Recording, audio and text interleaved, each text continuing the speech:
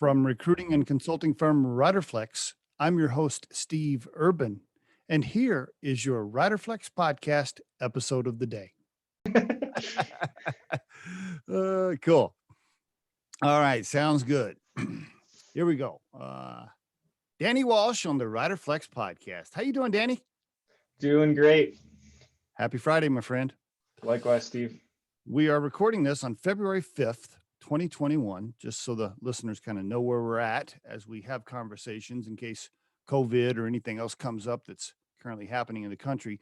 Hey, before we get into your company and all the stuff you're doing there, at Peak State Coffee, by the way, peakstatecoffee.com. Before we get into it, what about Danny the person? Give me some personal stuff, man, especially early family, school and all that. But then I want you to touch on the outdoors lifestyle and hobbies that you have. I'm interested in that too. Give us the personal overview. Go for it. So life story is what you're asking. I'll try to keep it short, but grew up actually in the Boston area and ended up spending some time in New Hampshire before making my home base out here in Colorado.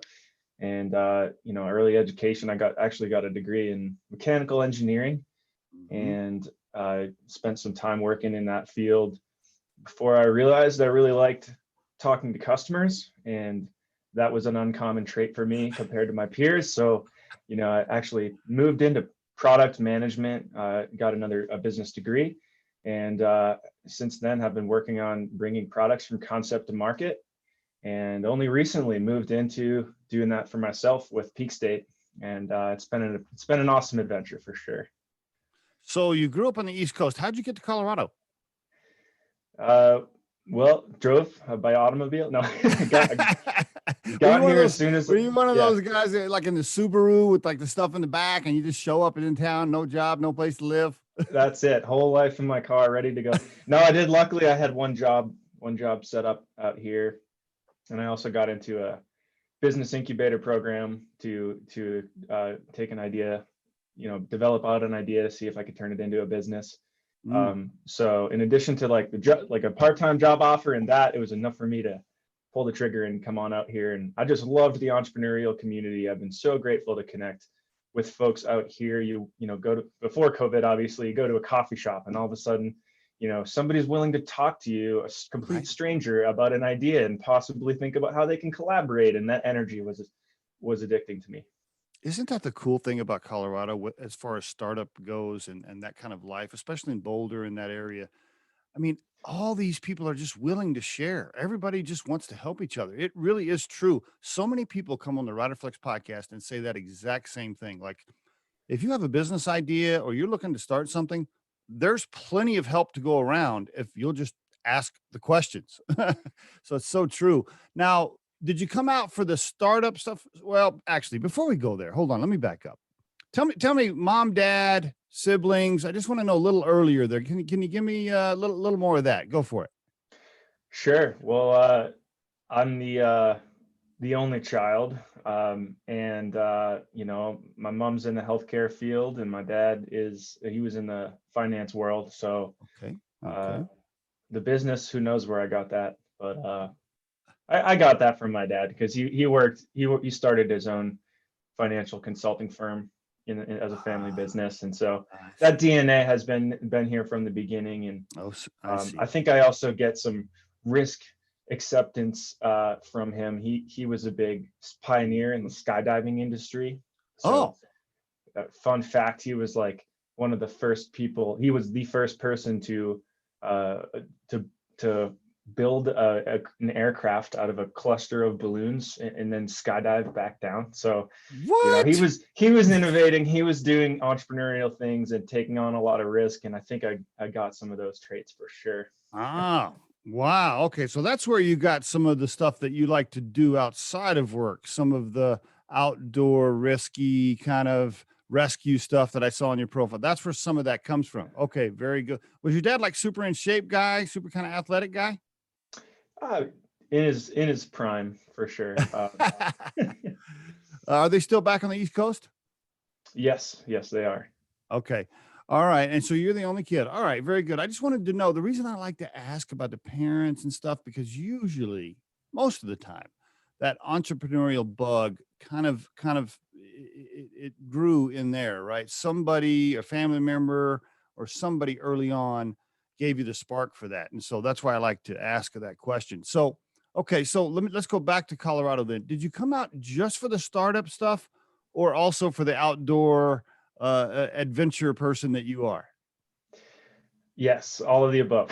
um, yeah, there was the professional opportunity combined with the ability to balance that with nature and the outdoors, and that's like the golden ticket for creative people. You can Mhm. take, you can recharge, and you can do things. And to me, that was like more important that I create that healthy environment for myself um, than Mhm. just to have one or the other. What's your favorite outdoor activity in Colorado? Depends on the season, but no, I love it all. Any body powered outdoor sport, skiing, climbing, hiking. Really, a lot of people criticize me because I haven't gotten into the mountain biking, but I do a lot of trail running. So Okay. as long as I'm moving around outside, I'm having a blast. Now, when you go hiking, are you one of those guys that'll backpack in 10, 15 miles and camp in there by yourself? Will you do that? Oh yeah, absolutely. The camping piece is my personal favorite. A quick question: how many days will you go without a shower before you're like, okay, I gotta go back to civilization? Like, what's your record? I'd say, a shower a week is a good minimum. I I, have different standards though. I know some people are probably like, no way, this guy's crazy. yeah, I know guys that'll go 7 days. Personally, for me, when I go camping, after the third day, I need some like baby wipes or something. I take something. I take something to kind of tidy up with a little bit, and then I might be able to go another day or so. But boy, I've come back from the mountains on like the fifth day, and I walk into the house, and my wife's like, "Oh my god," she's like, "Okay, yeah, please go to the shower right now." I'm big on the natural. I jump in a lot of creeks and I do the cold Ah, water immersion. I love that. So that's sort of like a shower that sustains you a little bit longer. right. Yeah, totally agree. Yeah, yeah. Now I have not done that, but I can't stand the cold. Like you get in the man, that water is cold up there. And I know there's different ways to dry off and stuff. But anyway, I'm a big outdoor Colorado lover myself. And so I saw that you had some of that in your background. So I wanted to ask you about it. Okay. So let's get into some of your early career. So when you had some of these jobs early on, was that all just in your mind where you're like, yeah, I'm just doing that until I can start my own thing? Was that the plan right out of college? Not necessarily. I've always had ideas incubating. They've always been there. Okay.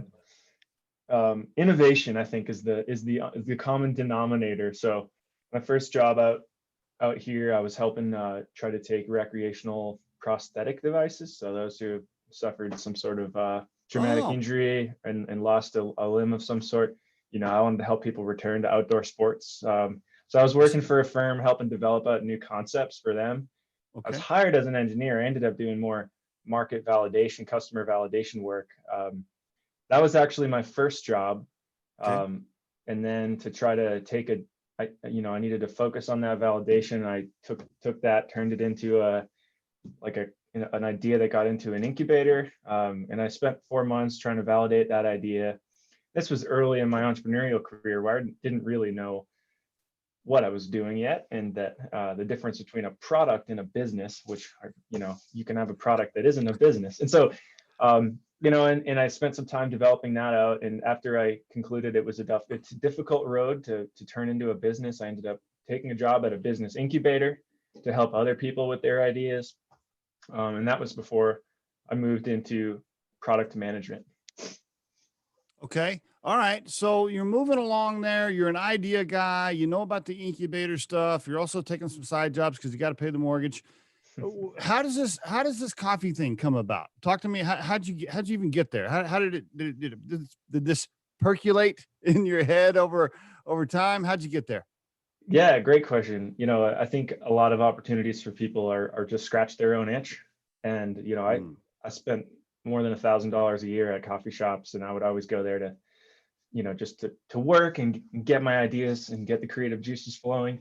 Wow. And and that was really it. I wanted to scratch my own itch, and I also saw an opportunity. We talked a little bit about how what we have, both in common, Steve, is like this passion for the outdoors and nature. And Hmm. Hmm. I took one summer where I was just completely living in the woods, spending time in nature, and I connected and I learned a lot about different plants. And one particular was called chaga, which is like really antioxidant rich superfood that it turns out the Eastern world has consumed as a tea for thousands of years, thousands, not just hundreds.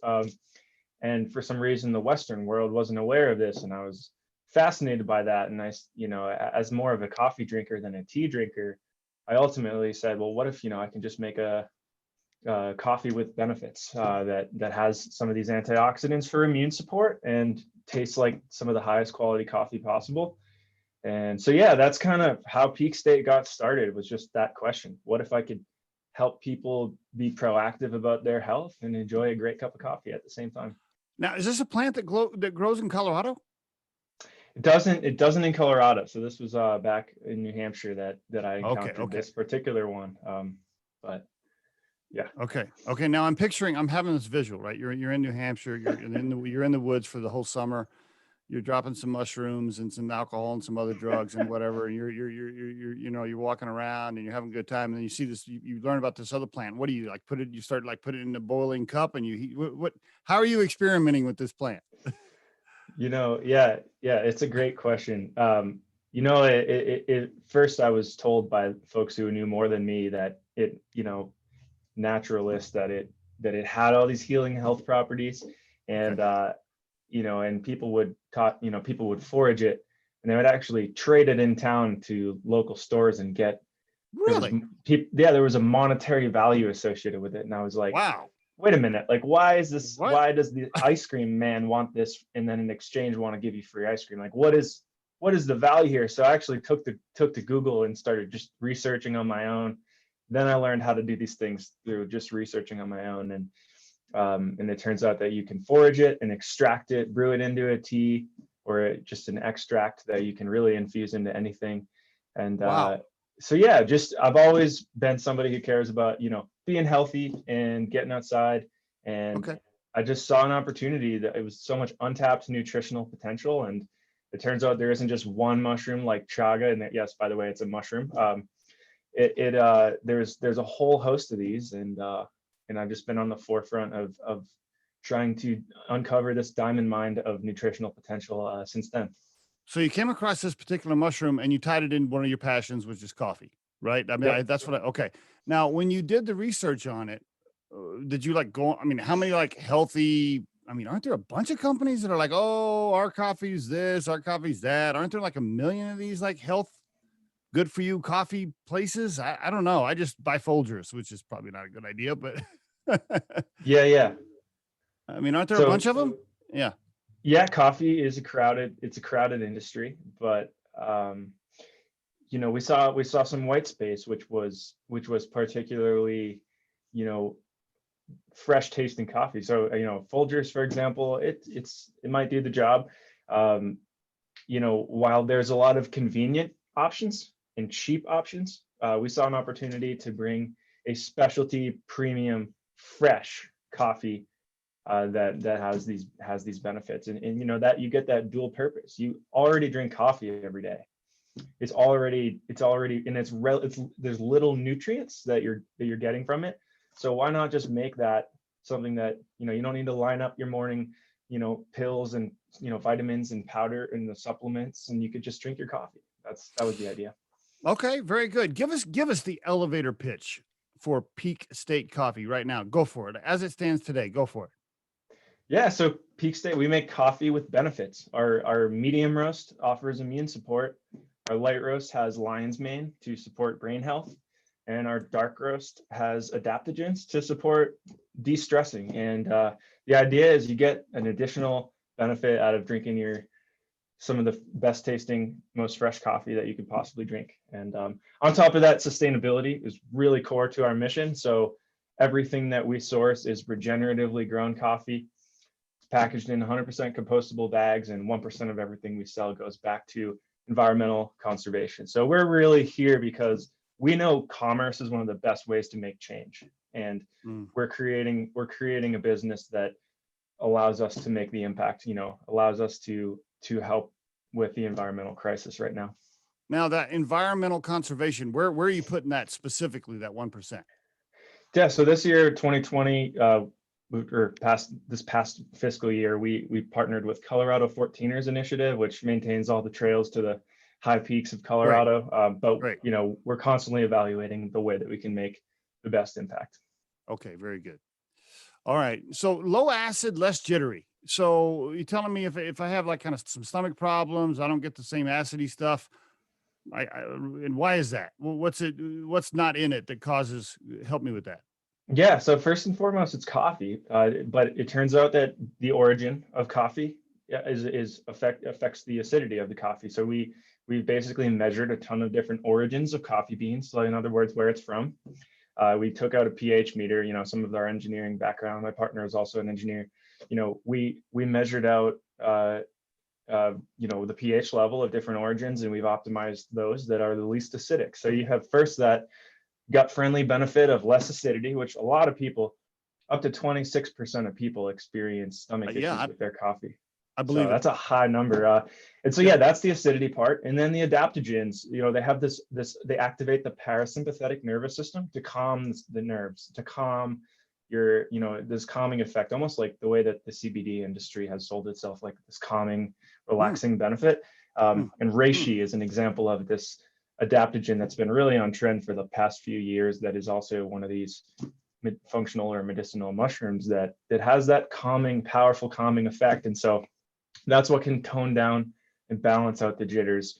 To be careful, I'm not saying that this coffee has no caffeine and that it's not going to be jittery at all, but we found a way to create some serious balance. So a lot Okay. of folks who buy our coffee look for that low acid and less jittery experience. Okay.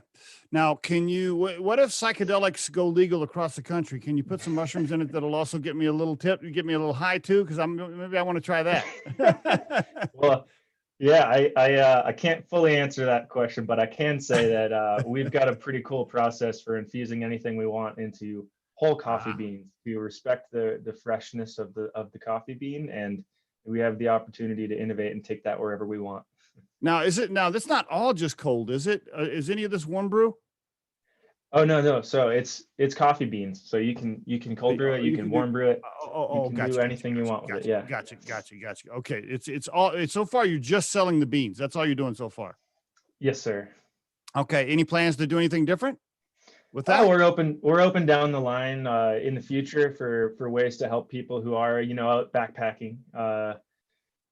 But for now, a lot of people are at home, and they're starting to, there's a big shift that happened, especially with the pandemic, where people are baking breads from scratch. Like finally, they're taking a liking to making really good coffee at home. And so right now, we're in the right place at the right time for helping people at home with a coffee that definitely doesn't have a downside of immune support. So that's a great thing. Well, did you go that route because ground coffee is more expensive or something with co-packer you're using, or what was your strategy? Actually, no. Like I said, the white space we saw was to make a quality, fresh coffee. So as soon as you grind coffee beans, and this is where people think, "Oh I God, he's a I coffee see. snob," but as I soon see. as you grind coffee beans, they'll Mm, oxidate and they'll go stale. I see. And so a lot of people don't know that. But and then the other thing is, for example, if you buy pre-ground coffee, it only works for one brewer type, which is usually the automatic drip machine. Mm, So if you were to buy pre-ground coffee and put it in your French press, you're going to have a ton of fine particulate that's going to end up silty in the bottom of your cup and upset your stomach. And that's why so by buying whole bean coffee, you're able to grind it specific to whatever brewer you want. You can guarantee it stays fresh in the bag, and you can guarantee it tastes fresh when you drink it. So, and that's really the reason that some of true coffee lovers buy whole bean coffee, and we're kind of focused on that demographic. gotcha. Okay, now can I order on your website, peakstatecoffee.com? Absolutely. And I can set up a discount code for you for your podcast. We can leave it in Nice. the show notes. Nice, nice. And how about like a case to my home? I'll just drop you my home address when we're off, when we finish the recording here. You got it. We'll take that offline. Uh, We also do um, subscriptions. So if you want to set it and forget it, a showing up at your subscription. door every. I like Yep. that model. I like that model. And so do investors, as I'm sure you already know. What about Amazon? We just launched last week. Sweet. Okay. Very good. Good for you. So you're on Amazon too, which makes it nice and handy. Okay. Very good. How many employees do you have? So I have one business partner who he's my co-founder, Okay. and we launched in just April of 2020. So we're a brand Great, new business. great month to launch. Yeah, totally right in the heart of it. And so, and we have some contract help. We have I have a marketing. Zoe runs our marketing, which she's been awesome for that. So we're a really small team. We do a lot of local farmers markets as well. So about 5 people total, but fewer part Employees. time. Okay, so you and your co-founder, and then you're outsourcing the rest. What are you using a co-packer in Colorado, in Denver, or Boulder? Or who's packing it for you? Yeah, we're sharing with a roaster in Boulder area. Okay, okay. Do you go down there and make sure they don't screw it up, right? They can't mess up your brand. You Oh, got to stay on. absolutely. Yeah, we control, how things are roasted and infused. So that's all our in-house process, but they're the ones who are helping us get it going. Okay, how many different SKUs and flavors and all that? We have 3 as of now. We're about to launch 2 more secret ones that nobody knows about yet. And Ooh, yeah, so right now you can buy our light, medium, or dark roast. And in fact, I'm gonna plug because you asked. We're just about to launch, our fair trade, organic certified versions of our products. So Peak State 2.0 is coming out on Kickstarter starting on March 1st, and ooh. that'll be the opportunity for everybody to save 40% off retail prices. So trying to spread the word about that, and that's going to be awesome. Very good. By the way, how did you fund it in the first place? Was it you and you guys bootstrapped it? Were you on, where'd you get the early cash?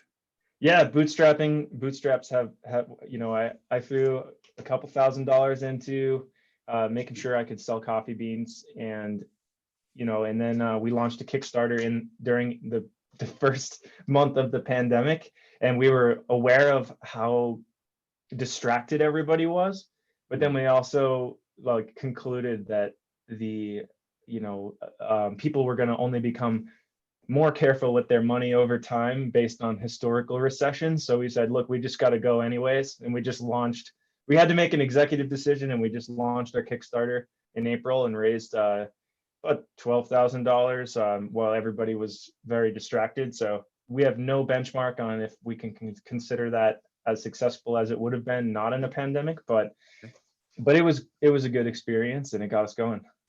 Okay, so you put in a little bit of money, and then you put in a bunch of sweat equity. You raised it like a tiny bit of cash. Now, how are you living and paying the rent and eating right now? Like, are you doing side jobs while because obviously you weren't paying yourselves. You still probably aren't paying yourself. Like, how are you surviving?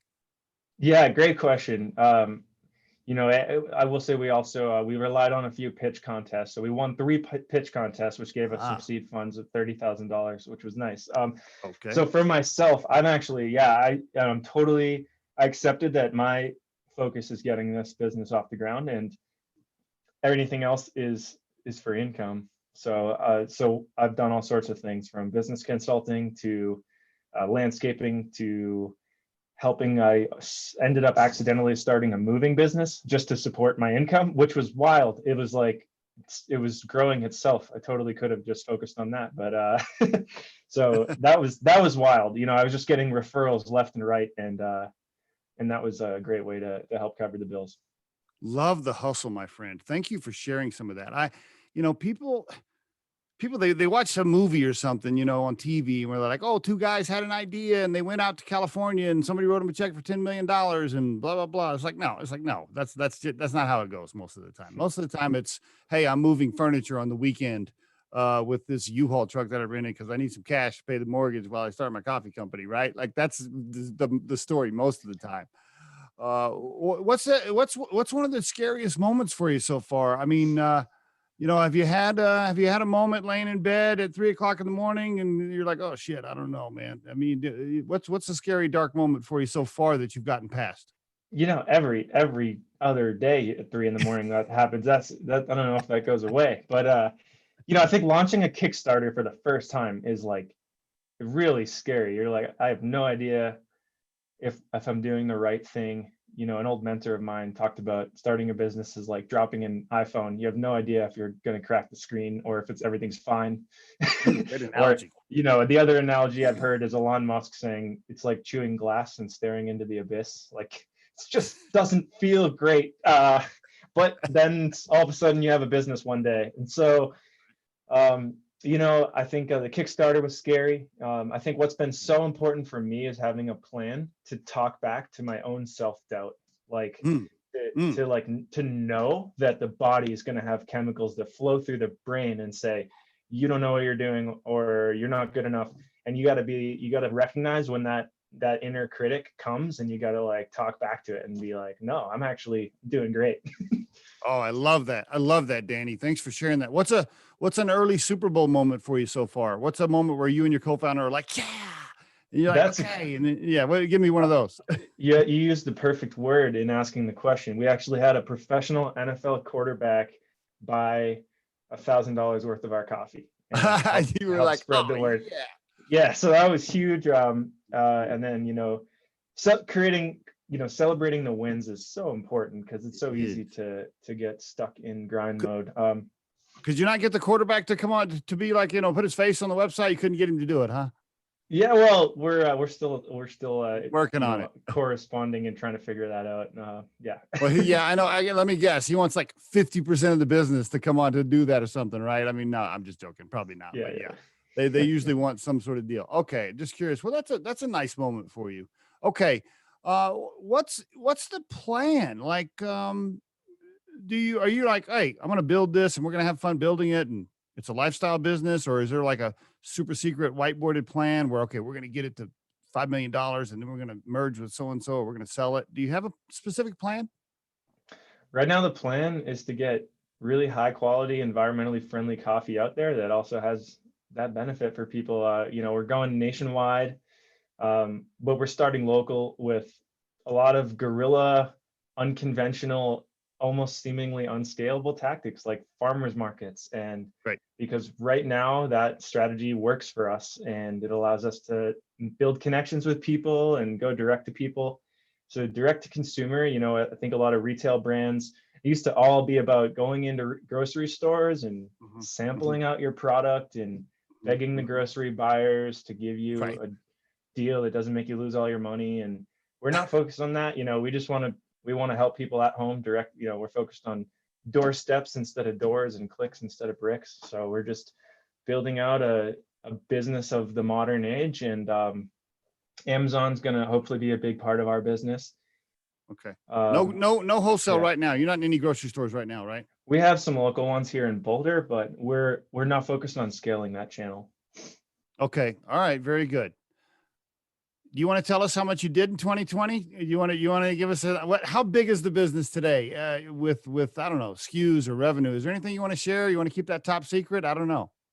I'm not afraid to share. We haven't even, our first full year of business was projected to hit $90,000, which, first year of business, that's a solid number for the first year. Yeah. And I think it's good for people to hear that, who think that every business starts and launches and then you know, hits 100 million in their first year. And we know that we're gonna keep putting the work in, and it's gonna keep growing, and it's gonna be big, and it's gonna be awesome. So I think yeah, that's where we were at this year. Love it. Love it. Love it. Have you had to call mom and dad and say, hey, listen, I'm sleeping in my car this week. Like can you like help me?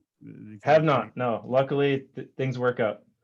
Nice. All right. All right. And is your dad like that mechanical engineering degree? Like what do you like?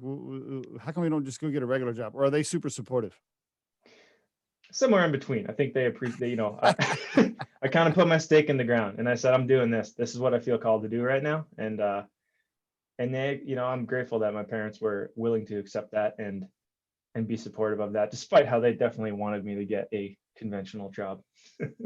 Now you said your dad was like to take a few risks. So I was thinking maybe he pulls you aside kind of secretly away from mom and says, yeah, listen, go for it. It's cool. Do it. He's uh, supportive. okay, very good. All right. So you've learned a lot then in this first, I don't know, what's it been? How long you been working on it? Year and a half, 2 years? Yeah, this idea really came with the coffee beans came into fruition in late 2019. Okay. Based on what you've learned so far, if there's some aspiring entrepreneurs listening to this episode, what would you tell them? I would say everything is figure outable.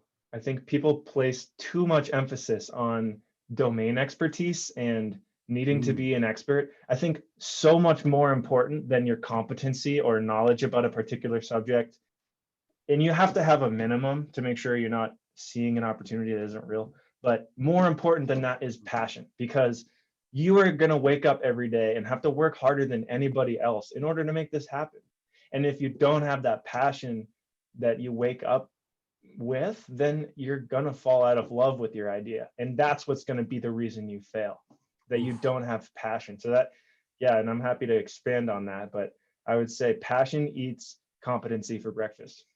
Love it. I love it. Yeah, you really do. I mean, if you're, bootstrapping a business as a startup entrepreneur and you don't come from family money or nobody wrote you a big check, there are going to be some super ass tough times and some dark moments, and the passion is what's going to get you through those, right? I mean, really, it's so true. I appreciate you sharing that. Okay, so what kind of culture are you going to want to build as this thing grows? I'm just curious, like if you could envision 50 employees and you were going to describe the company culture at that size, what would that sound like to you? Yeah, company culture is everything for us. One of the values internally that is so important to me is radical transparency, which comes from Ray Dalio's principles. But basically, this idea that uh, I want uncomfortable conversations to be occurring. I want people to know themselves, know what their strengths and weaknesses are, be willing to observe verbally other people's strengths and weaknesses, and make sure that everybody is on, first, if they're part of our team, that they're on the right bus and they know what our values are, and then after that, to make sure that they know that we can put them in the right seat, and that requires them to know enough about their strengths and their weaknesses. And so, you know what are the values overall, that like things that we care about sustainability, we care about, you know uh, trying to use business as a force for environmental good. you know we care about, making sure that we're spending some time in nature. We care about making products that are quality and innovative. And that's the cultural fit that is important to me. But then on top of that, I need that person to know where their own strengths and weaknesses lie, or else we could end up putting them in the wrong seat. But I don't see that as, I care more that they're a cultural fit overall, than, because you can always shuffle somebody around within an organization. Mm. Um, so Very yeah. good. Very good, Danny. Spoken like a veteran CEO almost, and you're still a pretty young guy. I like that. I like that. How about some quick advice on selecting a co-founder? Anything you want to share? Yeah, selecting a co-founder is like selecting a life partner. You have to date, you have to trust them to the core. You have to be willing to go into the trenches with this person. And that is, it's so unfortunate how many people rush into a co-founder relationship. Luckily, I chose one of my best friends who has some of the best values that I know, and I can trust him. And so Mhm. it's risky going to business with your friend, but at least on the other hand, the consequence of them screwing you over is higher, because you would lose a friendship. So, Mhm. so I can't say that you should go as into business with your friend or with a family member, but just make sure you absolutely trust that person to the core, and don't be Mhm. afraid to do a trial, and make sure you set up vesting in cliffs, because you don't want to end up in a situation where you you're divorced, but they still have custody to your business. Right. It's so true. What's does he balance a certain skill set that you have? What are your specialties versus his? Absolutely. While I studied engineering, I learned that Where I really thrive is more in the customer facing role and Okay. innovating. He is a engineer to the T. So he is our operations guy. He keeps our Okay. coffee beans Okay. roasted on the shelf, and our operations are run like a tight ship. Whereas I'm the one who gets them off the shelf, figures out ways we can get them out and get them, Gotcha. sell and market product. Gotcha. Very good. Okay, great.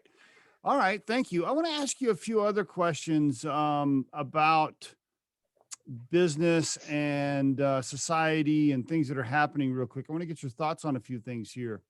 Real quickly, what's your opinion on the future of remote work? And what are you planning on doing for your company?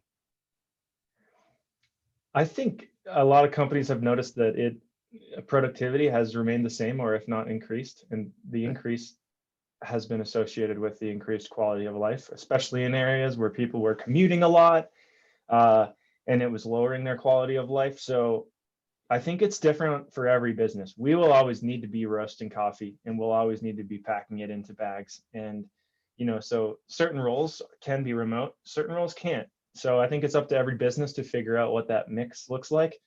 But I think that one silver lining of this whole thing was it shows that, so we want to encourage remote working as much as we can into the future, but there's obviously going to be some exceptions to that. Okay. So your office will probably be a blend of both as you get bigger, probably. Likely, yeah. Okay. Okay. Very good. How about this question? Lots of CEOs these days appear to be like taking a stance on things on social media or taking a side, right? There's more and more of that happening where if it's a social issue or a political issue, I see more and more CEOs and companies, I guess. Sometimes it's the company overall doing it. Sometimes it's the individual CEO, and they'll take a side on something or they'll speak out about a social issue. What are your thoughts on that? Should CEOs and companies do that, or should they just focus on making great coffee and making sure it's delivered on time? What are your thoughts? That's a great question. I think again, it also depends on the company. I think customers more than ever care that your business stands for something Mhm, more than just the product. mhm, People don't buy what you do, they buy why you do it. And so when those issues are challenging what you stand for, that company needs to speak up. So I think my short answer to your question is I don't think a business needs to stand up for every issue, but it certainly needs to speak up on the ones that are built into its vision and values, mm, or else it's not being authentic and its customers aren't going to fall in love with it. So for us, we do speak up a lot about environmental issues, but we pick our battles. It's not like we speak up about every single political issue mhm. that is being discussed. We pick the ones that are important to what we're hoping to accomplish with this business overall, and we definitely speak up about those. So I think people want to hear that you're more than just a company that sells widgets. Very good, Danny. Great answer. Yeah, the whole environmental thing and what you guys are doing with trails for 14ers and stuff. Like I said earlier in the podcast, being a big outdoors guy in Colorado, and I go camping all the time. And one of the things that just infuriates me is when I see trash or somebody went to a campsite and left trash there. I just boy, I tell you, I I, feel I you. hope I hope I never, I actually, and I mean this seriously, like I hope I never actually come across somebody that leaves trash in a site because it could get ugly. um, okay, so let me ask you this then. I love what your cause is and your stance, and I love that answer. How about this then? I'm going to throw this back at you.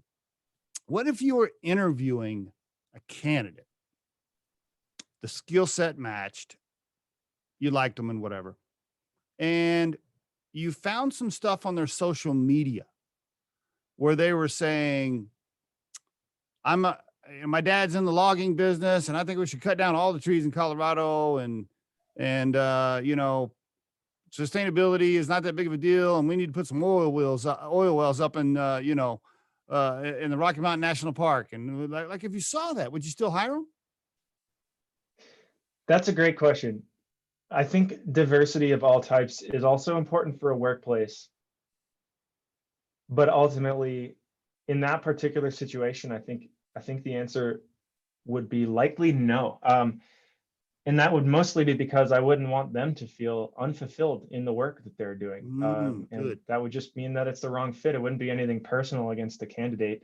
But just real quick though, I really think diversity of all types, including political, including is healthy. I think we as a company want to be able to practice the art of thoughtful disagreement. I think Mhm. it's so important to be able to have uncomfortable conversations about issues and to expand your mind with every conversation. But in a situation like that, I just wouldn't want somebody to be unfulfilled or feel like they're on the wrong bus. So in that situation, we would probably not hire that candidate. Okay, great answer. All right, wrapping up here, I want to ask you just a few more. When's the last time you cried? Have you thought about it? Yeah, I had a family member fall terminally ill, and I cried that when I found out that news. That probably was, you think a lot about health and life and being happy in a sustainable world. For you, that was probably just another jolt to remind you to enjoy every single moment while you're here, right? Because you never I, know. I appreciate that you. Yeah, that's true. It took some time to get there, but that's true. Yeah, that's the way I am. I had a cousin that accidentally shot himself this last year, and I just, Oh man. for me, I was just like, okay, I am 53 years old, and I'm going to make damn sure every single minute is being used on something that I really like doing because you never know when it could be over, right? Amen to that. Uh, okay, a couple of more here. Wrapping up. If you could define your core purpose in life, which you've done a pretty good job of throughout this entire interview, but if you had to put it into a sentence, what would that sound like? To help people reach their physical and mental peak state. Okay. Okay. All right. Yeah, help people be active, connect with nature, get outside. If I do those things, if I inspire people to connect with nature and help with their health, help people who help themselves and help them help themselves, I know that I'm on the right track. Maybe you can help me. So this is my problem. So at the age of 53, I want to be healthy and I'm decently healthy. Like I'm 5'11", 190. That's for 53. That's okay. Right.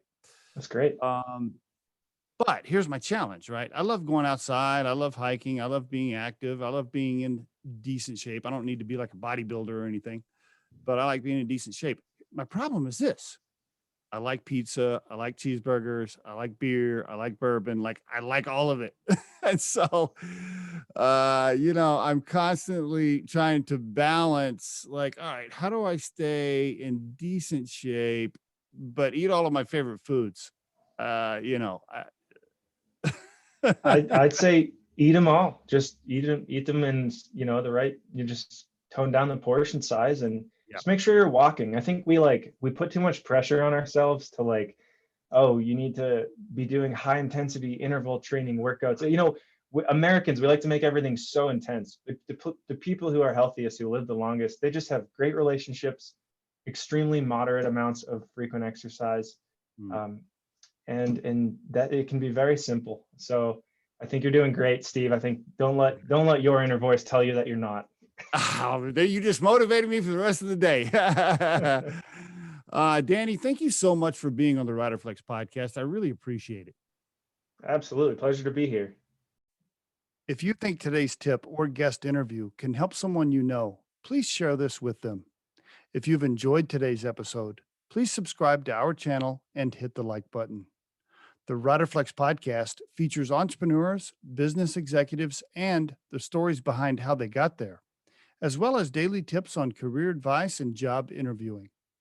You can visit riderflex.com to learn more about us and get information and pricing on the recruiting and consulting services we provide. Thanks so much for listening and have a great day.